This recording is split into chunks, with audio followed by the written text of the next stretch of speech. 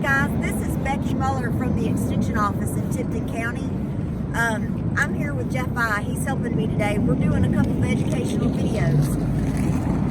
This is the right time of year to prune crepe myrtles and fruit trees and lots of other things. Crepe myrtles bloom on new wood, so you want to trim them now when they're dormant, and then when they grow back, they will bloom later this May, June, whenever.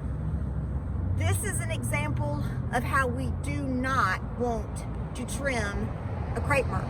This is called crepe myrtle. It's crepe myrtle. And I saw it from the road, and this is going to be a two-part video because we are going to go and look at one that's been nicely done. This tree also has the crepe myrtle bark scale, and if you come close enough, you can see the little scale insects growing on the bark here. There's some of the little different scale, and I had to do that to my own last year. You treat it with merit. It's a systemic insecticide that you mix together, have to do with how big the tree is, and then you pour it down here at the root system, and it will take it up and kill the crepe myrtle bark scale. Anyway, I just wanted you guys to see this. You don't want to do this to this tree because when it grows back, it's going to put out a whole bunch just right here instead of being a pretty tall tree like they're supposed to be. So this is how not to do it, and I'm going to show you in a minute how to do it. Thanks. Hey guys, this is Becky with the Extension Office. I wanted to show you, if you do commit crepe murder and you top your tree, this is what happens. You get a big flush of growth right over where you cut, and it looks very unnatural, especially all winter, but there's no other growth. You just have a big conglomeration of branches and blooms right up here at the top. Sitting right beside this tree is one that's just been left, and it's beautiful. It's not in the way of anything. You could definitely clean it up. You could take some of these smaller little bitty branches out and clean it and open it up, and it would be very pretty, especially if you go ahead and you get all the way down to the main branch when you cut. We do have publications on correct pruning. You can Google cooperative extension and crepe murder and find out more about that.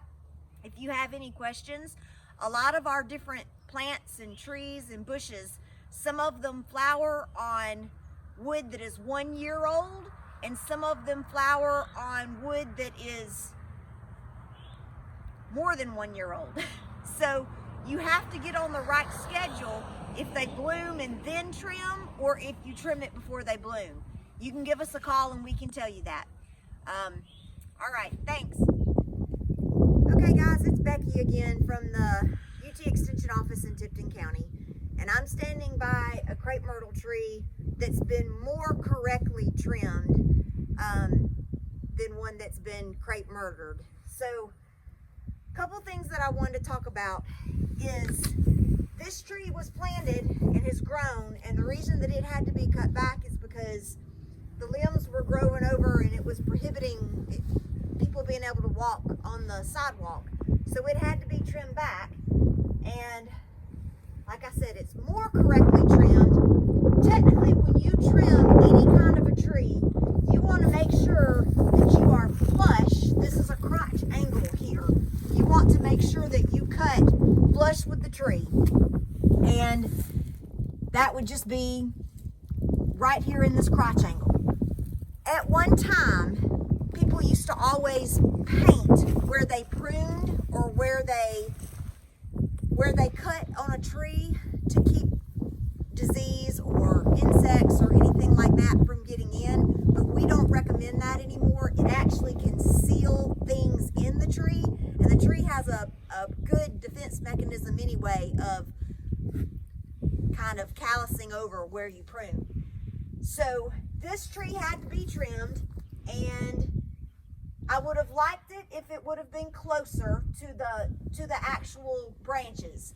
but it gives it a pretty look.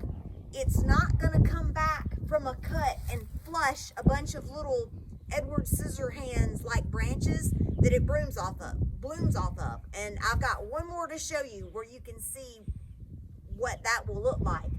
This tree will bloom, and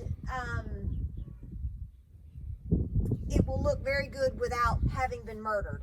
This tree was also treated last year for the crepe myrtle bark scale, and most of the sooty mold is gone. I noticed right now, just sitting here looking, that I see a couple little spots of scale, and I will probably have to treat this tree again.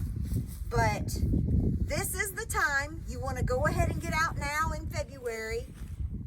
Do it while the tree is definitely dormant, and then that way when it starts putting on new growth in April and May, you'll get pretty blooms come June. So this is more correct on how to do your pruning if you've got to do your crepe myrtles, and don't commit crepe myrtle. All right, thank you.